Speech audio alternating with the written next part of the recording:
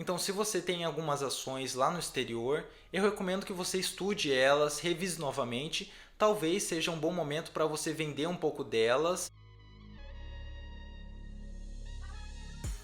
E aí, bom com vocês? Seguinte, já quero deixar claro aqui que meu objetivo não é prever o futuro. O que eu quero é ganhar mais dinheiro, aumentar e proteger meu capital. Se esse é seu objetivo também, o vídeo é para você. E antes da gente falar dos investimentos para 2022, a gente tem que lembrar um pouquinho do que aconteceu em 2021. Lá no começo, com as taxas de juros no Brasil a patamares muito baixos, a Selic próxima a 2%, as bolsas americanas subindo bastante, batendo seus recordes, renovando suas máximas várias vezes e o dólar aumentando de valor em relação ao real. Além disso, a pandemia, inflação mundial estourando, o que obrigou aqui no Brasil as taxas de juros Selic fecharem o ano próximo de 9%. E isso tudo pinta o cenário do que a gente tem agora, com o Fed americano já dizendo que vai ter que subir as taxas de juros americano. Além disso, temos a dívida pública aqui no Brasil que não foi controlada. Possivelmente teremos mais um aumento da taxa Selic. E aí, quando a gente junta eleições presidenciais, inflação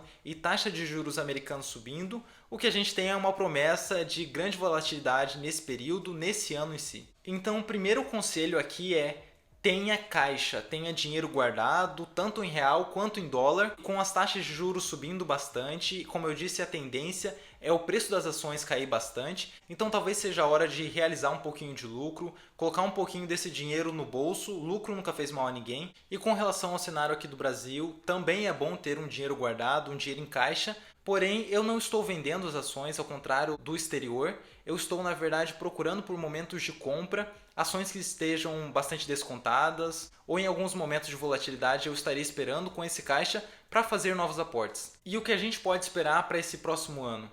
Eu estou esperando basicamente duas coisas. A primeira é aparecerem novas variantes do Covid. A gente já viu várias aparecendo ali em 2021 e acho bem provável que isso aconteça nesse ano também. Isso, economicamente falando, causa incertezas. E o segundo ponto, eu acho que estamos provavelmente perto de um topo da inflação, com ela daqui para frente talvez se estabilizando um pouco. O juros americano ainda deve subir e isso deve marcar um possível topo da inflação, considerando um não fechamento da economia daqui para frente e um ano eleitoral razoavelmente tranquilo. O que eu acho difícil, mas não impossível.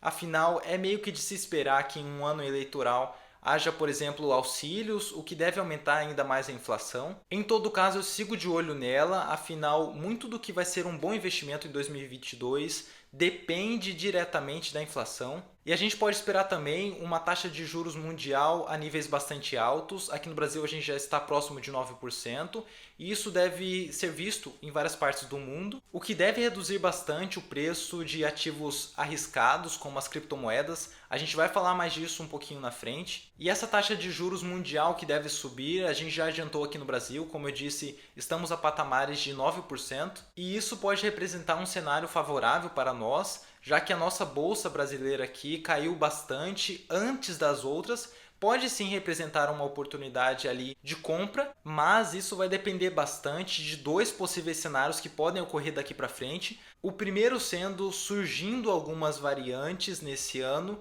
porém elas não sendo tão letais, as vacinas avançando de uma forma adequada, acontecer as eleições aqui no Brasil de forma relativamente tranquila, com o governo não interferindo tanto na questão monetária do país, a taxa de juros que subiu mundialmente conseguindo conter a inflação, e aí ela passa a cair aos poucos, ficar controlada. Nesse cenário, as ações, estoques, fundos imobiliários, criptomoedas que sofreram bastante com todo esse cenário voltam a subir e dão lucro para quem, nesses momentos de volatilidade, fizeram seus aportes. O segundo cenário é a inflação não recuando, as taxas de juros mundiais tendo que subir mais do que o esperado para tentar segurar essa inflação, o que faz a economia não voltar, e o que acontece a partir daí é uma recessão econômica. Porque um empresário, por exemplo, vai olhar ali o Brasil pagando 10% na renda fixa, os Estados Unidos pagando quase 2%, pagando em dólar, que é uma moeda forte, e não vai abrir, por exemplo, uma padaria, correndo risco ali de quebrar, tendo que pagar funcionário, contratar eles,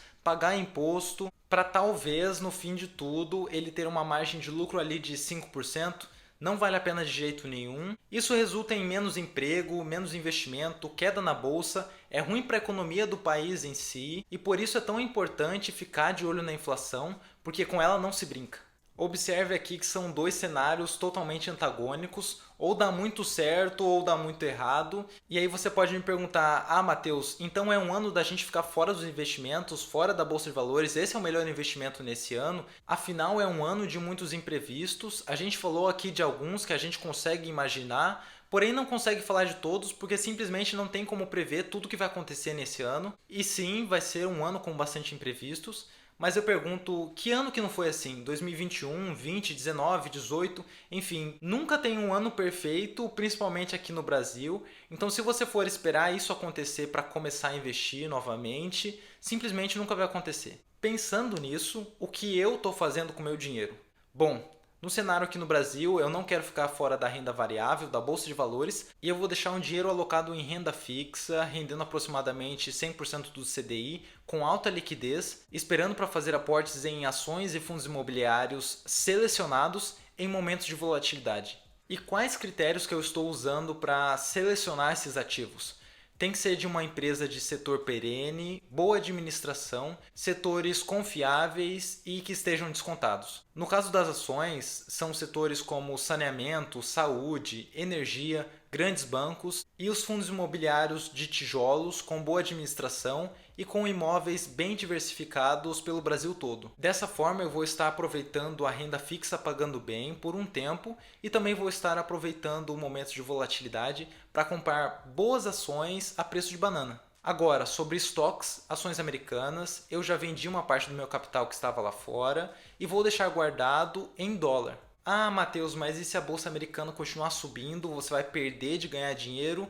Eu falei que eu retirei uma parte do capital, a outra parte ainda está alocada. Agora, o que não pode acontecer é não vender nada. A bolsa bateu ali seus recordes, daqui a pouco corrige e você não aproveitou esses momentos de oportunidade. Então, se você tem algumas ações lá no exterior, eu recomendo que você estude elas, revise novamente. Talvez seja um bom momento para você vender um pouco delas e fazer um pouco de caixa nesse momento.